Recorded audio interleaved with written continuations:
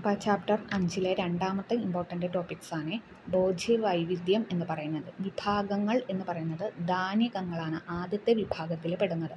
അതിൻ്റെ ഗുണം എന്തൊക്കെയാണ്? പ്രമേഹ രോഗ ശമ്യത, പ്രമേഹ രോഗത്തെ ഇല്ലാതാക്കുന്നു. ജീവിത ശൈലീ രോഗം നിവാരയതി, ജീവിതശൈലീ രോഗങ്ങളെ ഇല്ലാണ്ടാക്കുന്നു. ശാകാണി എന്ന് പറഞ്ഞാൽ പച്ചക്കറികളാണ്.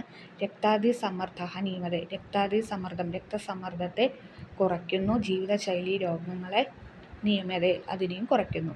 മത്സ്യമാണ് പറയുന്നത്. പേശീനാം ബലം പേശികളുടെ ബലത്തെ ദൃഢത നൽകുന്നു. അതേപോലെ തന്നെ അസ്ഥീനാം ബലം വർദ്ധയതി, അസ്ഥികളുടെ ബലത്തെ വർദ്ധിപ്പിക്കുന്നു. അടുത്തത് പറയുന്നത് മാംസത്തെ കുറിച്ചിട്ടാണ്. പ്രതിരോധശേഷിയും വർദ്ധയതി, പ്രതിരോധശേഷിയെ വർദ്ധിപ്പിക്കുന്നു. അതേപോലെ തന്നെ ഉന്മേഷം ഊർജവും ഉന്മേഷവും നൽകുന്നു. അടുത്തത് അണ്ഡമാണ്. അണ്ഡം എന്ന് പറയുന്നത് മുട്ടയാണ്. കേശാൻ പോഷയതി, കേശത്തെ പോഷിപ്പിക്കുന്നു, മുടിയെ പോഷിപ്പിക്കുന്നു, മുടി നന്നായി വളരുന്നു. നേത്ര സംരക്ഷണം കരോതി, നേത്ര സംരക്ഷണത്തെ ചെയ്യുന്നു, കണ്ണിൻ്റെ ആരോഗ്യത്തെ സംരക്ഷിക്കുന്നു. അപ്പോൾ January 2 തൊട്ട് ഞാൻ ഓൺലൈൻ ട്യൂഷൻ സ്റ്റാർട്ട് ചെയ്തിട്ടുണ്ട്. ഗൂഗിൾ മീറ്റ് വഴിയാണ്. ജോയിൻ ചെയ്യാൻ ആഗ്രഹിക്കുന്നവർ 9846770380 ഈ നമ്പറിൽ കോൺടാക്റ്റ് ചെയ്യാവുന്നതാണ്. Okay, thank you.